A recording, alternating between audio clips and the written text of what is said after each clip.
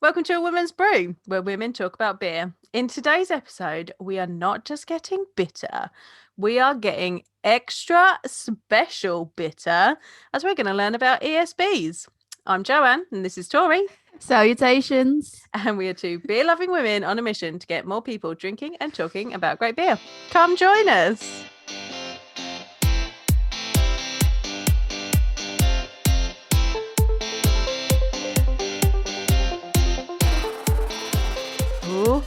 Ooh, it's a special one. Do you like that intro? I like that intro. Sweet intro. So Tori writes the intros and makes me read them.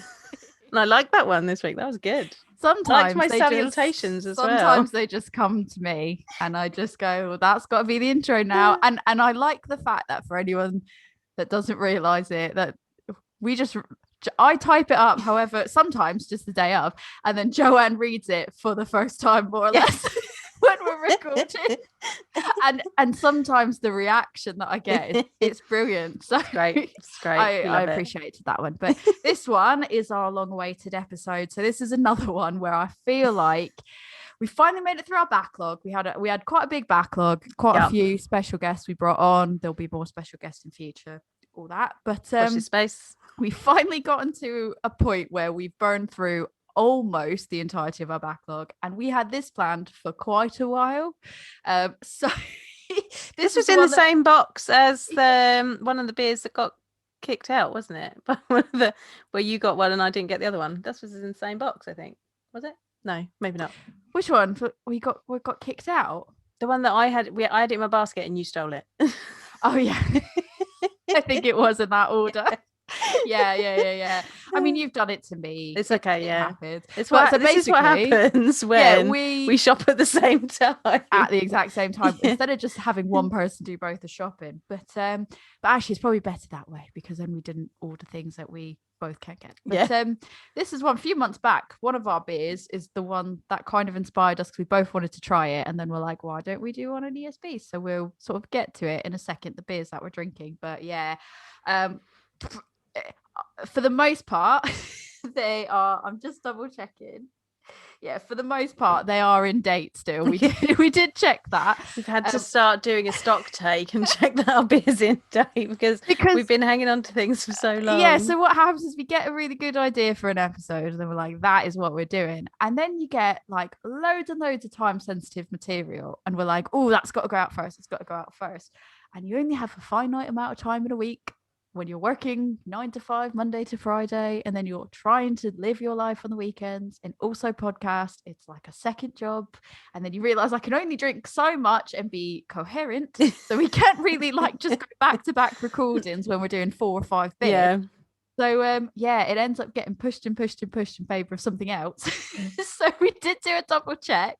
So why don't we go through the beers that we're drinking? Because there is, to be full transparency, there is one that has passed its BBE, but when I bought them they were nearly at the end of their BBE, so we kind of knew that was going to happen. But it'll be fine. All right, so we're going to start with, even though we're doing ESB, extra special or extra strong bitters, we're going to start with Boogie from Yonder. That is a modern bitter, so it's just a regular bitter, and I'll get into what the differences are shortly. But this is an interesting one because not only is it a bitter, but it is mixed fermentation because it is made by Yonder. So it's a bit of a modern twist on the old traditional bitter. So that's going to be an interesting one. We like our beers with a twist, and the full transparency is this is the one that's out of date. But it's only out of date by already. Like a month. Yeah, so it'll be fine. It's been kept in the fridge. Don't add us. It's fine. No, it's fine. Then we are going to what they refer to as the original, the one that everyone says is the epitome of the ESB, Fuller's ESB. Not Craft, because they're owned by someone. We always have to go, you know, you got to go traditional style. This is this your baseline. Yeah, this is our baseline for what a bitter, an extra special bitter should be. Then we've got one that I'm excited about, Cloudwater and the White Hag Electricity Supply Board Extra Special Bitter. I like the name. Makes me think of a Monopoly board. I love a bit of White Hag. And I think everyone arguably likes a bit of Cloudwater. Yeah. Maybe I don't mind Cloudwater. I don't mind Cloudwater. But I'm thinking more like they do a lot of hoppy beers, so you're probably just like they're not. Yeah, yeah. When they do something, like when they do their stouts and stuff, it's really good. They do some interesting stuff, but that I'm excited for. And then our final one, the one that actually started us wanting to do this whole episode, is Three Flow, the extra special bitter from Vocation, Amity, and Sure Shot. So it's going to be good. I'm excited to try that one. Yeah, I think these are going to be great. Should we love an ESB? Crack open the Yonder, and then you can tell us the baseline of what actually is. Before we get into the ESBs, I think it's good to take it back to the bitters, just as like a bit of a recap, highlight reel type of thing. While we sip on this, take it away, Joanne. Right, so contrary to modern beliefs, a bitter, ordinary, best, or extra special, any of those, they will not be as bitter as the beers that we are used to drinking today. So, your IPAs today, even your pale ales today, are going to be more bitter than this, because there has been a trend, shall we say, in highly hopping things, and with that can come extra bitterness. The reason a bitter is called a bitter is because back in the day, when these were originally made, this pale ale was actually more bitter than the other beers that were available at the time, porters, milds, and stouts. And there wasn't any pump clips. So people would just go up to the bar and be like, I want the bitter, as opposed to the porter or the stout or the mild. And so because consumers were using that word, brewers started using it as well. And there is your bitter. And I knew all that. And do you want to know how I knew all that? Yeah, please tell them. Beer Tent Society. Yes. Because we did. She already hosted a tasting of bitters. We got all the background and everything else. So shameless plug for Joanne's Beer Tent. Best bitters. So if you'd like to know the history of best bitters and about tasting notes for those, come join Beer Tent Society. We look at a different beer style every month, do a deep dive into the history, and then we do a live tasting of a variety of them, much like we're doing in the podcast today.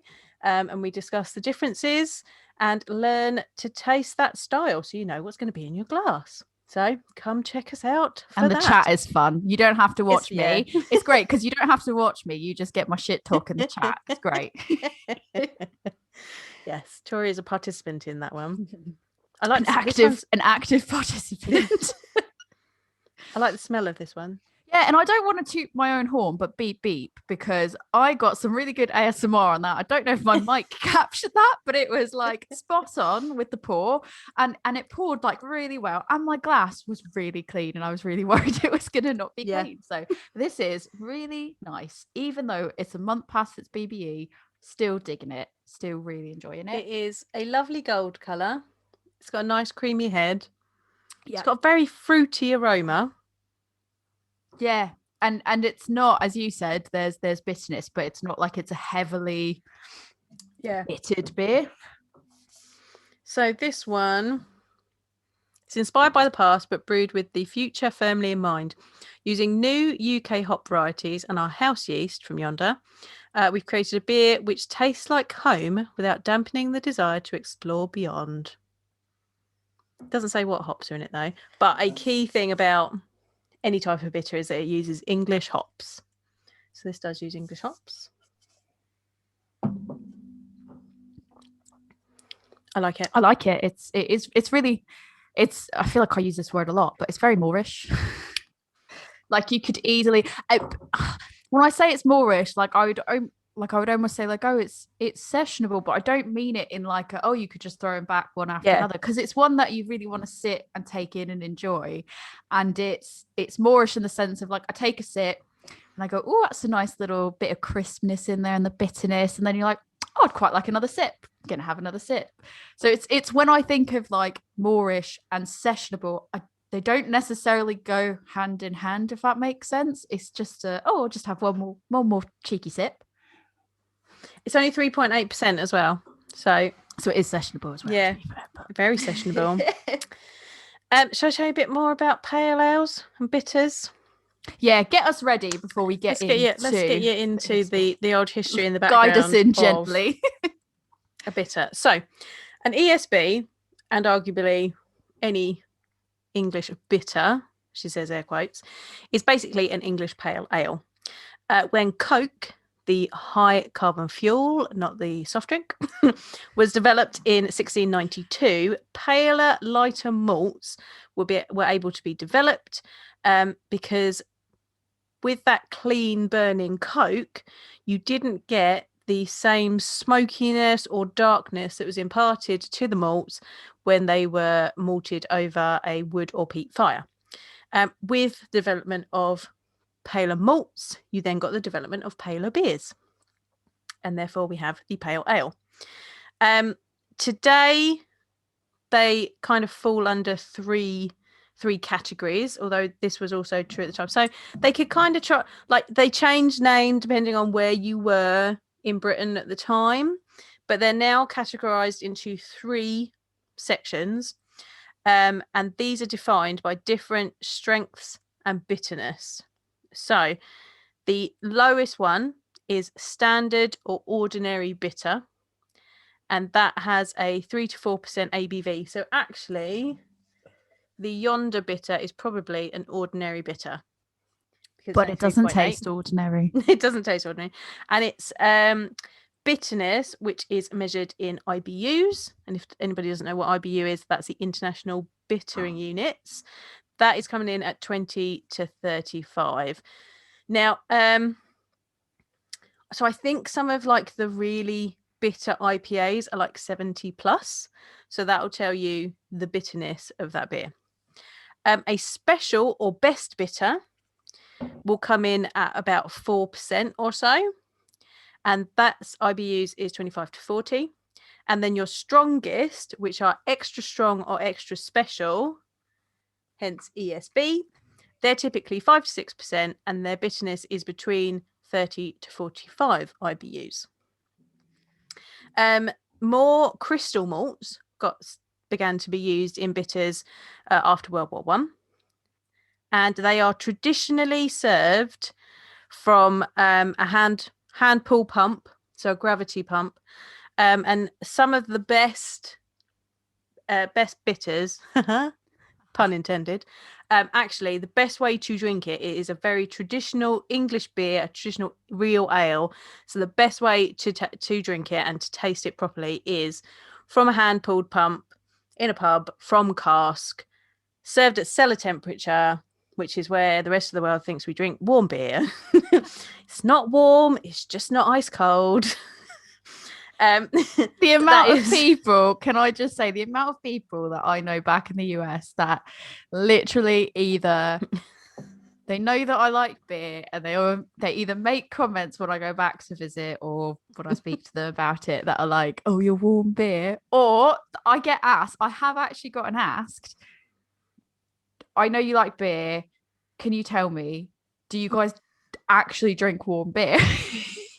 Well, so, like, real ale is warmer than it's warmer what you're expecting, but does everyone just go and drink warm beer? That's what we should have, separate episode. We should have a Q&A session.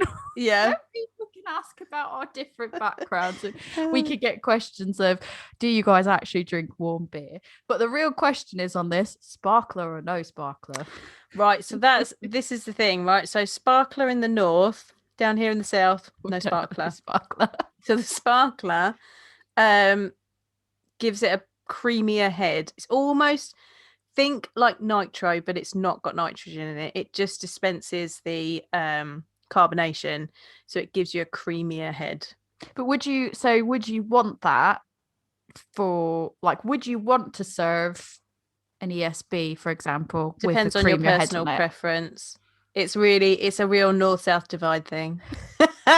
Not a style thing. It's a personal preference thing. To be fair, I am very aware, as a person from, I don't say from the south, but a person that lives in the south, yeah, who is very aware we don't have sparklers. I'm also very aware that it's a north-south divide, yeah, but where that dividing line is, I don't know. Yeah, I don't think it's necessarily a hard border.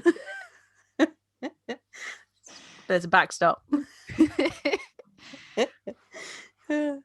I'm do we crack it open? Do you want have any to? more Right, so hard-hitting facts to give us? I want a drink. It's been a day. It's been a week. So the style. Let's talk about the style before we crack open that. I've cracked it, but I won't pour it. Oh, here she go. Look. I needed to make sure. I needed to make sure there was no spillage. I did it to quote Kimberly. I needed to make sure there was no spillage in the village. That's my new favorite phrase. One. I like that. Literally, craft beer pin up. What heard her say it on a live, absolutely lost my shit over it. And ever since then, I've been using the phrase, "Oh my god, there's a spillage in the village." That's great. I love that. That is really good. No spillage in the village. It's all good. Perfect. So if you're down in the English village drinking your ESB, this is what it should taste like. The style should be hopped with bitterness in mind, and it generally uses English hops. You want to be looking for things like East Kent Goldings and Fuggles. I think Fuller's uses Northdown, Target, Challenger, and Goldings. So there's the Goldings in there, and they give earthy and floral notes. That is balanced with sweetness from English pale malt and caramel malts. Those caramel malts started being added after World War I, as we said. And this adds body and a bready biscuit sweetness. So we're looking for that balance between floral earthy hops, touch of bitterness, and lovely caramelly bready malts, which is the bit, that's what I really love about an English beer. There can be, highlight this one, low levels of buttery diacetyl on the aroma, but that is appropriate for the style. So, but if all you're getting is butter popcorn off of this beer, there's something wrong with it. Don't drink it. I'd be into it though. I like popcorn. It might smell really good to some people. It might do. But this one also says marmalade fruitiness throughout. Yeah. I'm digging that. It uses English ale yeast, and when that ferments, it gives off fruity esters. So you're gonna get a little bit of marmalade. I'm getting that from smelling it from the bottle. I'm cracking mine. How it goes when it lands in the glass, I don't know. But also, can we just take a moment to say that I really like the word Fuggles. I don't know why. Like I cannot say it's just a fun word. Fuggles. Like I want to know is that a place? Like I know obviously where do they get the name for the hops? They just go, "Oh, Fuggles sounds right." That smells delicious. Like that smells like beer to me. Smells like a pub. Smells like a pub to me. But in a good way, not like the type of pub you walk into and people give you weird looks. Like the type of pub you walk into and someone hands you a drink and then you're like, yeah, let's do it. So it is a lovely orange amber, like marmalade orange colour. Yes. It's got a lovely soft cream head on it. And the aroma is like poof, in your face.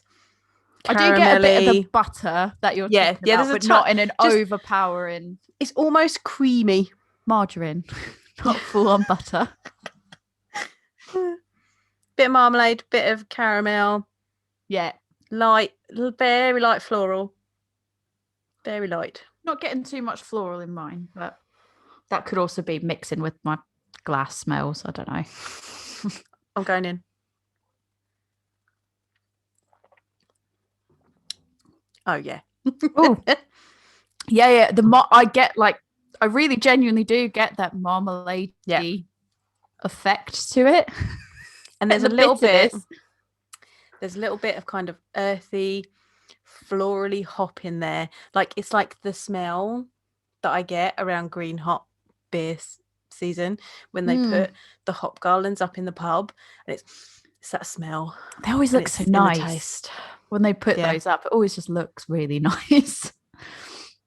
Yeah, and that bitterness hits you at the back end. Like it's not just cleans it out. It's you have this this taste that kind of comes through smoothly, and then at the end, the last second, it's boom, bitterness, but not a heavy way, just a very light, subtle way that I was expecting it to be maybe even more bitter than it was. Bit of breadiness in there. This just makes me happy. Oh. I feel like you could sit on this for ages. Oh, I could. It does make me a bit sad though, because I feel like this taste I'm expecting to get like fresh from like you said, from a pump. Like, and it just feels like, to be completely honest, like it's not bad, and maybe it's obviously some level of it is probably going to have to do with the fact that it's, you know, mass produced to a level that the ingredients they're using maybe aren't the same as if it's smaller batched or whatever. But I think I can only imagine this tastes like fresh off cask or something. Like I think it would just be even more enjoyable. So there is a note to say most bottled or keg versions of UK produced bitters are higher in alcohol, and they have more carbonation in them. That's interesting. Yeah, so they sometimes come across as sweeter and less hoppy than cask versions. So bear that in mind when you're drinking out of a bottle. To be fair, I think this is hoppier than I expected it to be. Yeah, and because it's that English hop rather than like, you know, when you're drinking something more bitter nowadays, it tends to be the really fruity American or New Zealand, New World hops, whereas this has got that lovely tradition fruitiness. Yeah. It definitely has that carbonation. I wouldn't call it like a tiz. Like we normally like to use the word tiz, and I wouldn't say it's like a tiz, but I'd say there's a carbonation in it, but it goes so hand in hand with the bitterness. Yeah. And a bit of dryness, actually, that it kind of rolls up into one bowl towards the end of the sip. So yeah, I think I would just genuinely enjoy it a lot more if it were on cask. Like I don't dislike it, but it doesn't way to drink it though. I don't think it hits the spot for me coming from the bottle. Like I feel like if it was on a cask, I'd be like, yes. There we go. You've got to get to a proper English pub and that's it. To be fair, every time I've gone into a pub, I've never or gotten real ale or anything. It's always been, I've always leaned towards I'll get an IPA. And it's not until I started trying more craft versions of bitters and, you know, extra special bitters and all that, and milds and those kind of bits that I would ever consider going in and going, oh, that's something that is different than an IPA or a pale ale. I just never would have done that before. Yeah. And now that we've been trying all these different versions, excuse me, that probably just picked up my burp on the microphone, so sorry. But now that we've been trying all these different versions, now I feel well, I kind of want to go back to a proper pub. I'm meant to be going to do something over the weekend, and I'm going to be right near you know, a pub that used to be my local, and I'm they've got a lot of craft offerings on now, which they didn't have before, but I'm also kind of do you have any traditional stuff, please, just so I can try it, because it's they've got Wild Weather, they've got Siren, they've got Elusive, because it's all the local breweries, Phantom, all that, and I'm yeah, okay, that's fine, I can get those, but also do you just have something that's traditional? Because now I'm well, now I kind of want to try it. Exactly. Just like we said last week in our brown ales episode, it's really good to try these original traditional styles, because that's where the craft ones came from. That's your baseline to work out where things have been developed from. Learn the rules before you break the rules. Yeah, exactly. And and you're going to get messages from me tomorrow that's going to be I've tried this on cask and it's brilliant. So brilliant. Yeah, they better have an ESB, because I'm gonna go for it, or a brown ale, a proper brown ale, or a mild. After having that Fallen Acorn, I love a mild. I was I love a mild. Yes, living for it. But yeah, no, enough of me going on about cask at pub. Yeah. Any other fun facts for us? I've got a couple of fun facts, actually. You know I love fun facts. I know, that's why I gathered some just part. For you. Yay! So Fuller's, fun fact, apparently have the trademark on ESB in the UK. Oh. So other breweries can't call their beer ESB. They've got to call it extra special bitter or extra strong bitter. And you know what? All of these do say the full word. They don't say ESB, which I didn't realise. Which is probably why it's called Electricity Supply Board, because that's ESB. I've only just noticed that. I didn't even know. No. I was just looking at it and I was like, oh, ESB. There we go. See? I just was like, I remember when we got it and I was like, well, that's an interesting name. Yeah. And I just like couldn't, but it's like So funny. all the like when you're on you're like the trendy young that you're just like, we just pick words and put them together. Yeah. And I was just thinking like they've just picked a fun arbitrary name. And I can get on board with that. Fun arbitrary names, totally down with it. And it's just that was a fun sounding name in general. Never piece that together. Still literally just being it out. Also, fun fact about Fuller's. Fuller's ESB has won 24 awards since 1978, including 1 World Beer Cup Gold in 2006. What do you have to do to win a beer cup gold? I be picture a really like good competing. beer. But I picture like the different breweries sending people in to compete for things like, I don't know, like activities, and that's how you get the beer. Because like beer cup sounds like a triathlon or something like that. I think people just need to get pissed up, run around, and then whoever can get to the finish line first, you win the beer cup. That's also why it's got Champion Ale on the label. I'm gonna guess that It is why. a multi-award-winning beer. There you go. Voted Britain's best. There you go. Shall we crack the next one? To White Hag versus Cloudwater. I'm excited for this one. I can't. Taking a sip of water first. This one. Right. So on this, it says, for this collaboration with our friends across the Irish Sea at Cloudwater. So this is from White Hag. White Hag have taken the lead.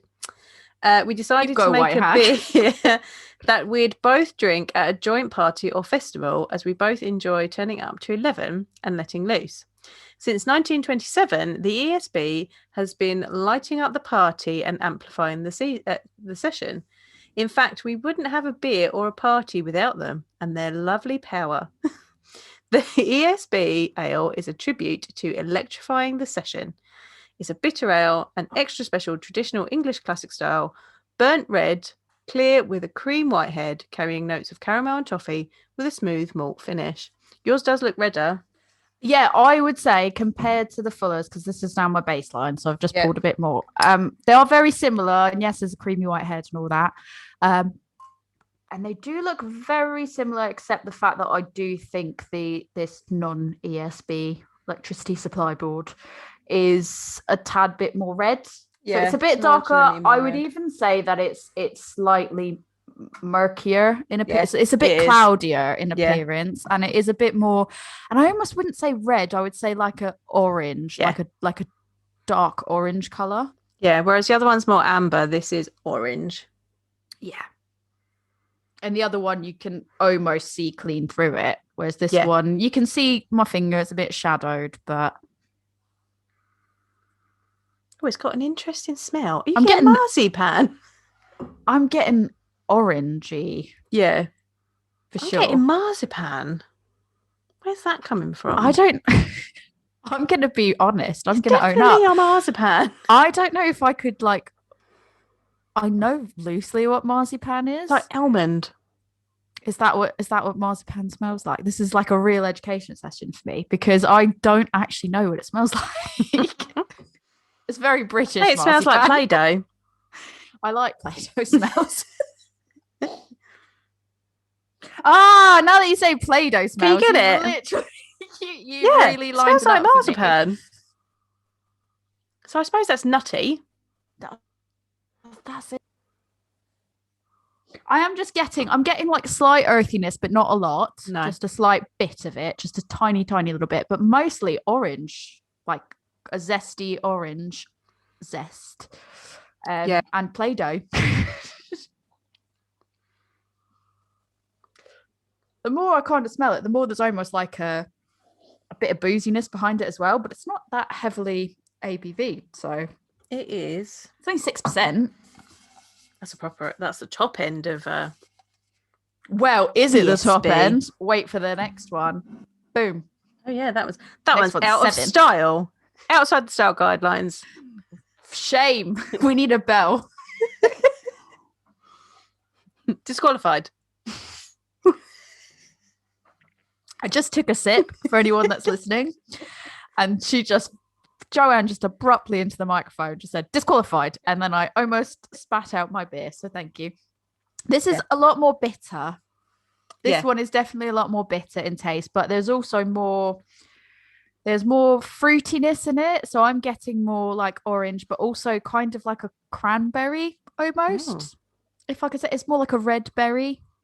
Maybe like a currant, maybe like red currant or something like that. It's definitely less. I'm getting less of that nice, warm, toasty, bready malt. It tastes boozier. Do you think I'm so? like, you're only 6%. What are you doing? It's more cereal on the malt, I think. And then I'm getting marzipan and a bit of marmalade. I think when I say boozier, it's got more of like a alcohol burn to it for me. Like I'm picking up more of an alcohol burn as opposed to an alcohol warmth. Yeah, there's definitely more bitterness. And that might be what it is the bitterness might be sort of coming through. I think it's like potentially the bitterness mixed with like that red berry, that like deep tart red berry coming through, comes across almost like a alcohol burn. Yeah. It's nice. I prefer the Fullers. Yeah, I'm actually surprised because I thought I was going to prefer this one to Fuller's. I'm going to be complete transparency. Like I assumed to try the Fuller's and be like, no. And actually, I'm so far. Well, I think actually I prefer the Yonder. The Yonder's really nice, but that's obviously not an ESB. So out of the two of the ESBs, I'm actually preferring the Fuller's at the moment, which surprised me. I'd still sit and drink it. Like I don't find it as easy drinking. Yeah, I think that it's not bad. It's just not as sessionable, easy to drink as the Fuller's. Like I'll be like, yeah, I'll have one of these. But whereas the Fuller's, I'll be like, bring me some more of that, please. That's it. So I think I could do one after another of the Fuller's. This one, I'd be like, one. Yeah, one's good. Yeah. It's interesting though. I'm glad we picked this one up. Yeah, I'm not. Yeah, don't get me wrong. And it kind of comes like hand in hand with you. Kind of feel horrible when you try something and you're like when we say something that we'd have as like a one-off or whatever. It's not that we're saying it's bad, and we're not saying like and bad's objective anyway. So you know what we don't enjoy, somebody else might. But it's like we're not even saying like, oh, don't enjoy it. But you almost feel bad because you're like, if I say that I prefer this one over that one, like people are gonna somehow take that as like, you said it's shit. I still love you, White Hag. Yeah, everyone's like, you said you loved White Hag. I picked Fuller's over you. You said you loved us, Joanne, and you lied. You took that macro crap over us. I should like make you just like, look, Joanne, apologize. Shame. But it does. I don't know if you feel that way, but I kind of feel like, oh, when you have something like that and you say like, oh, actually, I prefer this. This one's all right, and you say something's all right. It's like, oh, I enjoy it, but it's like one is enough for me. Yeah, and I'd rather have tried it than not tried it all, and it's fine. But I always end up feeling really guilty. Like anyone that's listening, let me know if you kind of get that way as well, because I'm curious to know if other people have that feeling of like when you say something's just all right, do you feel like judged, like you're saying it's horrible? Let me know. Let us know. I want to move on to the next. Yeah, let's. Is it too soon? Is it too soon? It's not. Let's do it. Let's do a palate cleanse with some water. Yeah, that's a good plan. Give you some ASMR. Just making weird noises now. That was my ASMR palate cleanse noise. Right, let's do some more ASMR for you. Oh. Now I know a lot of people bought this one not realizing what a bitter was, and we're just like, that's not bitter. Which I thought was really interesting. I always think that's really funny, like, because as you said at the beginning with a bitter, it's not that it's necessarily the most bitter beer. And it's really funny the amount, like you said, the amount of people that have bought a bitter or an ESB or, you know, any variation of a bitter, and then they've gone, it's not bitter at all, this is crap. Yeah. Like, And I feel like on. I feel like this is why it's really important that if you're a beer person, like if you just want to drink, but you just want to drink your beer and enjoy it, cool. But if you want to like objectively taste beers and understand what's in your glass, like you also need to, once you've honed in on your beer tasting skills, learn some, you can learn some vocabulary with me and build like your sensory understanding. Like then I think your next step is learning different beer styles and what to expect in your glass, because then you're going to know, like you're going to go, right, I'm in the shop, I'm going to buy a Goes because I know what a Goes is and I know that I like it, or I want to try it because it's different and I want to see what it's like. But when you pick a beer up and go, oh yeah, that says it's bitter, and then you try it and you're like, that's not bitter, it's because you haven't understood what the beer style is. It's not only that. I mean, I see it no with, like, shade, people, but I mean, I will be shady. I don't even care. I have seen people full on not read a label. They've just read the name of it and they've gone, "Oh, this doesn't taste like it's meant to," and then it's like, well, if you read the tasting notes on the label itself on the back, like you'll see that what you've just described matches what it says it should taste like. It doesn't matter if you've interpreted the name of the actual beer itself to mean something different.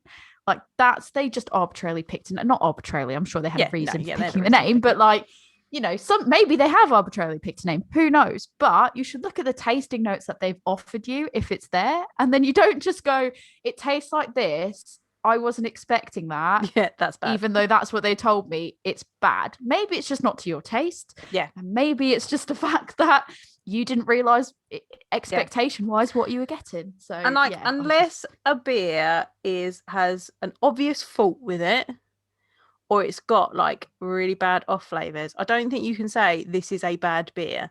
It's a beer you don't like. Yeah, that's it. But I think like I appreciate if someone says like it's really unbalanced, like even if it's not if it's unbalanced, it's really unbalanced. If there's something wrong with it, like fundamentally wrong with it, then you can say this is bad beer. But if you're like it's a West Coast and it tastes juicy, it tastes fine, right? It tastes fine, but again, that's you've got to have an understanding of the style to be able to do that. It's like my favorite one is when they'll go, this is really thin for a stout. Cool, it's a porter. like it's not a stout, it's a porter. That's why.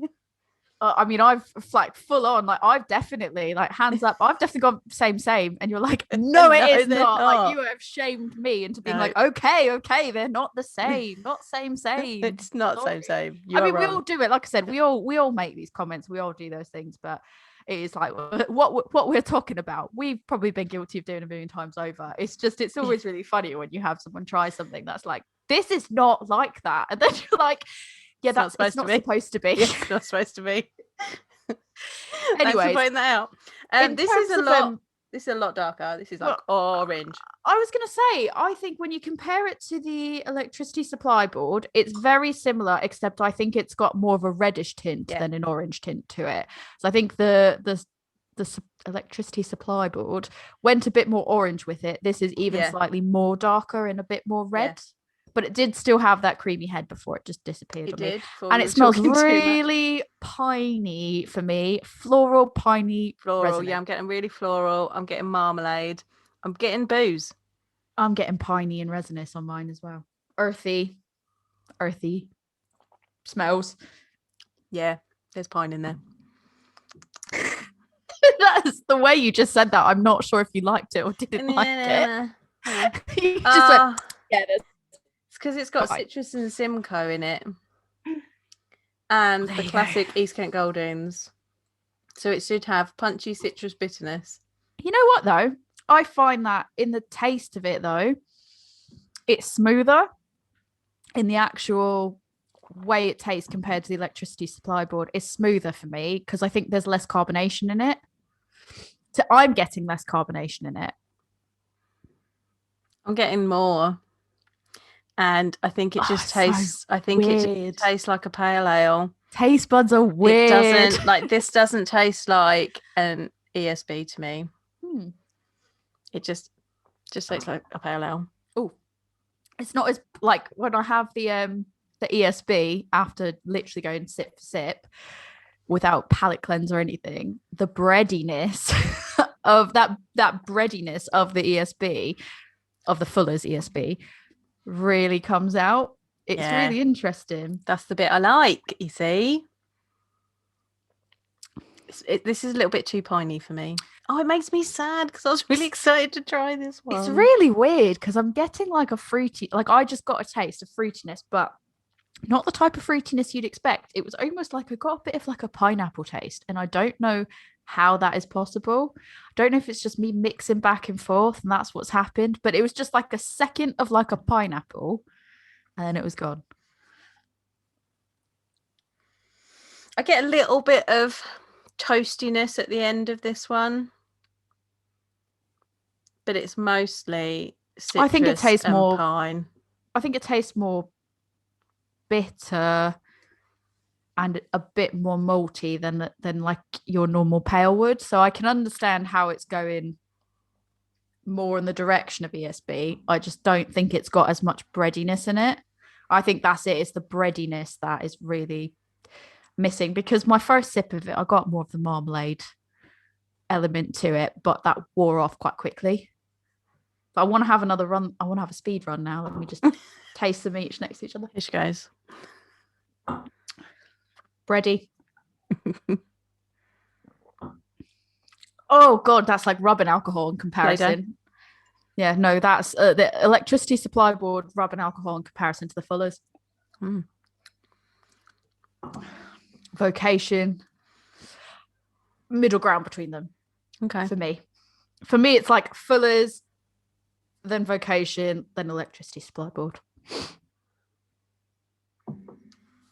I'm going just Fullers. I'm just Fullers. I think to me, Fullers is the only one that's sessionable and is moreish. Yeah. The other two are fine. I'm glad we tried them. I would say that electricity supply board is more ESB like than the than Three Flow. I'm a little bit disappointed in that. It's not a bad beer. Point this out.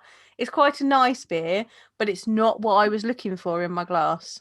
That's it. Again, I think it comes down to as well. It's when we're saying it's fine, we're saying it's fine in comparison to like what we're expecting as an ESB. So it doesn't have to be bad to us, to our personal opinions, but if it's not what you're expecting to get for a particular style, I tried an alcohol-free, but I tried a Mikkeller. Mikkeller alcohol-free or low alcohol. It was a porter, and it was a flat white porter. I can't remember the name. I think it was called like flat white something nerd, beer nerd or something like that. And I tried that, and it actually tasted really sour. So it was like roasty and sour. Oh. It wasn't like a flat white coffee at all. It wasn't creamy. It wasn't like roasty, nutty, like none of that. It was just really heavily soured. And I was like, actually, if this was, it tasted like it was the wrong beer inside that bottle. It didn't taste off per se, maybe compared to what it said it was going to be. It tasted off, but it didn't taste bad like it had turned or something like that. And it was the thing of, genuinely, if you had labeled that beer a sour porter, I would have been like, here for it. That's exactly what I was expecting. But because it was labeled as like this heavy coffee stout or porter, whatever it was, I was just like, not same. Yeah. I can't remember if it was meant to be one or the other, but it was really obviously because it was really thin, because it was a low alcohol. It landed like a porter, but I can't remember if it was meant to be a stout or not. Oh yeah. But I was just like, if this was going to be a sour porter, I'd get it. But as a coffee-based beer, I was like, it's just not. Yeah, it's not hitting that for me, because it's not mentioned it would be sour. So that's the thing, is when you're not expecting it, you're like, it might not be bad, but it's not what you're expecting. It's not what you wanted when you bought that, so it makes you a little bit sad, and that's fine. Can I cheer you up with a song? Yes. Are you going to sing it?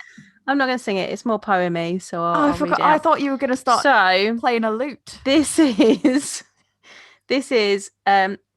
Bitter Beer, the musical music hall song from 1864. Ready? I feel like you're wooing me. This is great. Woo me. I've tasted hock and claret too, Madeira and Moselle, but not one of those Boshi wines revives this languid swell. Of all complaints from A to Z, the fact is very clear. There's no disease but what's been cured by Bass's bitter beer. Actual song, 1864. Yeah, that was perfect. I don't think. I feel like we're done. I've got more good facts though. Okay, hit me with more facts, definitely. I'm really gutted you didn't save that song till the very end because that was. I thought that was a good moment for off it. guard. I thought that was a good moment. Completely off guard. You're like, can I sing you a song? And I was like, yeah, of course you can. I love catching you off guard. It's great. Yeah, it doesn't. People don't catch me off guard often. Well done. So, talking about beers not being quite how you expect them. So last week we did brown ales. We did. Go back and listen to that episode if you haven't already. So one of the beers that BJCP says is a example of a brown ale is Witchwood's Hobgoblin. Now I've always gone, really? That's a brown ale? I wouldn't call it a brown ale. I'd probably call it a ruby ale, but that's not a real beer style. But it's more, I think it's more ruby beer than it is brown ale. However, while researching ESBs for this episode, I found a Food Republic article that referred to Hobgoblin as an ESB. And I was like, oh no. Interesting. Even more. I would not say that was an ESB at all. Well, as in specifically that one. Yep. They were like, Fuller's is considered the like world-renowned example of an ESB. Another good English example is Hobgoblin. And I was like, nah. Nah, mate. It's not a brown ale. It's definitely not an ESB. It's a weird one because I would say like amber. Yeah. But it is, when I think about what a brown ale is, which is, that caramel, toffee, nuttiness, it's got a bit more fruitiness to it, I think. It doesn't have that bitterness to make it an ESB, I don't think. So I think that was wrong. Just out there. But if you would like to try other ESBs, I have some examples for you. Adnam's Broadside is a good example. Shepherd Neame's Bishop's Finger, they're like down the road for me. Samuel Smith's does one called Old Brewery Pale Ale. Bass Ale, which is in my little ditty just now. Marston's Pedigree. Now I am again going to pull some of these up and say, don't know if that's really an ESB, yo. Marston's Pedigree, I'd say, was an amber. And they've said Shepherd Neame Spitfire. I don't think that's an ESB either. Black Sheep Ale. Mordu's Wookiee Ticket. It's a good name for it. That's a good name. That's a good name. But I've had Wookiee Ticket as well. I think you can get it in Asda. I think the only Black Sheep I've actually seen was a porter, I think. Stout. That's what it is. No, Black Sheep Ale. Yeah, you can get Black Sheep Ale in the supermarket sometimes. Moreland's Old Speckled Hen. I love an Old Speckled Hen. Isn't that one in a clear bottle? That's in a clear bottle. You want it on cask. Get it on cask, and it is. we already gave our thoughts on clear bottle. Alaskan doing ESB. It's on the list. I'd say that one. I almost did a rude gesture to that as well on the video. So good thing I did it, but I almost did a rude gesture. and another American is Red Hook's ESB. I had to look back through to see what ESBs I've had. Robinson's Trooper is apparently considered an ESB. I thought it was just a pale ale, but I thought that was pertinent because this week in the news, beer lovers, if you've seen that Brewdog are brewing an India Pale Lager with Iron Maiden over in America. That's interesting, seeing as they've got a contract with Robinson's over here. I'm going to comment that this is not a Brewdog episode. I feel like I should be saving this for a Brewdog news episode or something. But my comment is what they said was, this is a very unique beer. And I was like, what about it is going to be unique? Like, I'm really curious. No. Respect to Brewdog, nothing against Brewdog at all. They push out a lot of pales and a lot of lagers. And my question But is, they've like, been how are getting you more going to make interesting. that? They've been getting more interesting styles in the US. The US breweries do more interesting things. So that's it. Those I'm not saying that I'm not saying that they're not doing something more interesting. I'm just wondering. They were like, it's going to be very unique, and I was like, I'm waiting for the statement from Robinsons about where Iron Maiden have gone, because that is a massive part of Robinsons stuff nowadays. And like, people literally go to Robinsons hoping to see Bruce Dickinson, because he'll just turn up at the brewery and hang out. Like, if that's not happening there anymore, yeah, that's going to be sad times. When I think metal and beer, I think Leviathan, to be fair. that is my connection. So but yeah. What was the one that you had said before? Did you say Red Hook? Red Hook, yeah, that's the I've American gone one. to it's in New Have Hampshire. you been to I've Red gone Hook? to Red Hook. See, I had that while I was in. I had Red Hook ESB while I was in Alaska eating pad thai in a Thai restaurant. You're so multicultural, Joanne. So random. I'm so random, is what I am. Another good ESB that I had was from my favourites, Boutiliers. Oh, they did one called, what was it called? Meet a Mega Bear, and it was an ESB with Tonka. What was the label like? Did it have a bear on it? It had a massive bear raging through a city, crashing like Godzilla style. Like Godzilla, like crashing into skyscrapers. Oh, that makes me happy. I love their labels. Yeah, I love their labels so much. I've got brick breweries, but admittedly, I have some more here. Would you like to see them? Mine was passed at BBE, so I didn't actually share it. I seem to have amassed lots of bitters and because you love them. Bitters. Yeah. So Brew Yorks, Maris the Otter. That's a modern English bitter. What percentage is it? 3.9. So that's just below best. It's an ordinary for you.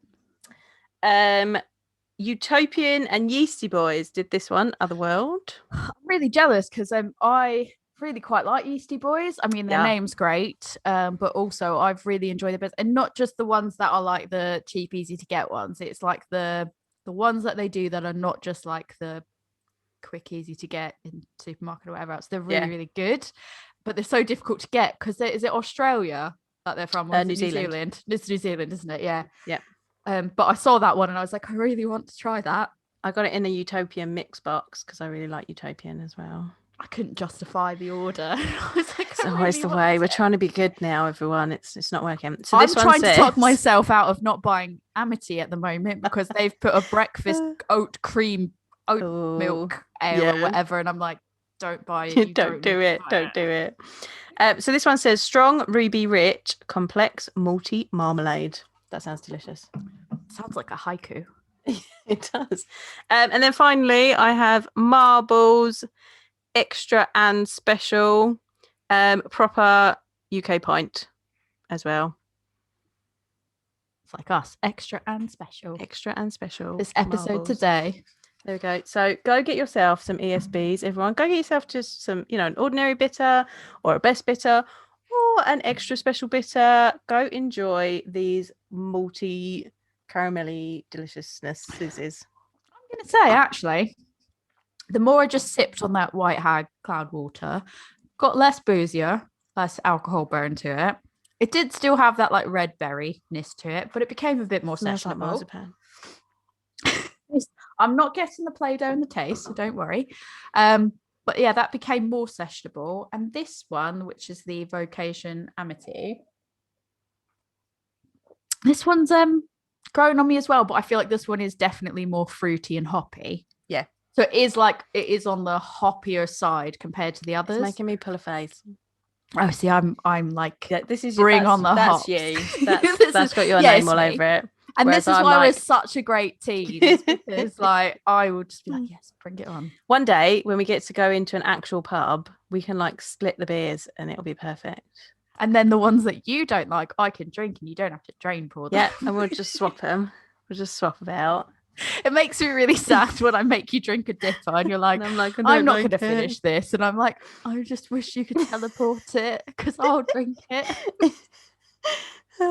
That's what we need to invent, that a beer teleportation A beer machine. teleportation. It would just be like desk size. Yeah. Just... like, you know, like a 3D printer size.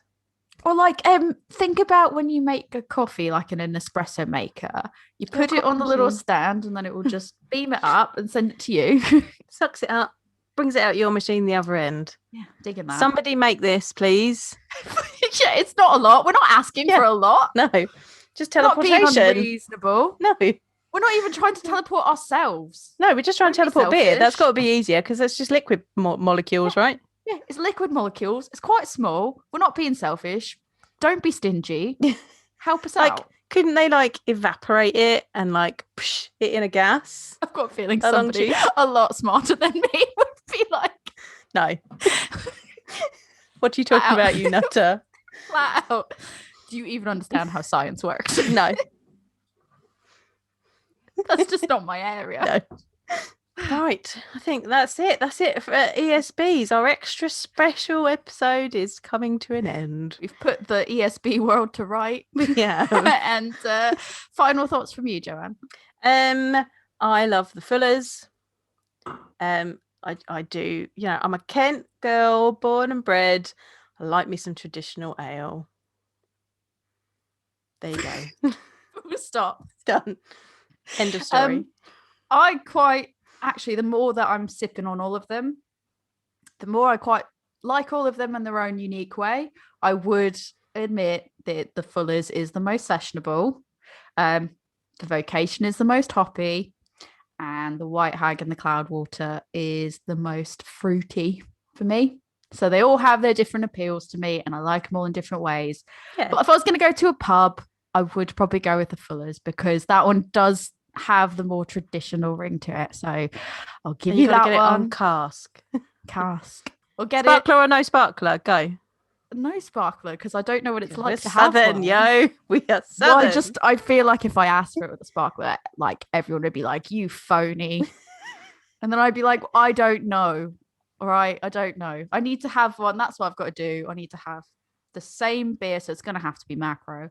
One beer down here in the pub, and then I have to go up north and have it with a sparkler and then see the difference." Science. Let's end on that. Science. When people want to talk to you about science, don't talk to me about science. You can they talk can talk to me beer. about science. Yeah. I'll happily talk about science. Talk to me about beer and traditional beers and all of that lovely jazz. You can find me at A Woman's Brew. That is on Facebook, Instagram, and Twitter. You can also find my beer school, Love Beer Learning. That is on Instagram, Facebook, Twitter, the TikTokies, and Pinterest. Come find us there. We've also got a website, lovebeerlearning.co.uk, and we have an email address, lovebeerlearning@gmail.com. Email us there if you want to hear us talk nonsense about some other beer styles that you enjoy. You won't get sciencey, I promise. She might do. She can't promise that. So if you would like to talk to Tori about science and about how she lies about promising things that she can't genuinely like science, so feel free to talk to me about science. I can't promise I can give you articulate answers back, but you can talk to me about science all you want on Instagram at adventures_in_optimism. I have a personal Pinterest, which isn't going to help you. I've got a personal TikTok. Yeah, that's linked on my. If I had to give out the whole web address to the blog, it just wouldn't work. And I've not updated it for quite some time, but I've got a lot of posts that are having to be updated and just not done. But you can get that off the Instagram. I'm on TikTok, but I haven't posted a video in quite some time. I've got maybe like 5 videos. Go give her a follow. Encourage me to make more TikToks. I don't know. Yeah, just Instagram. Full stop. So on that note, cheers.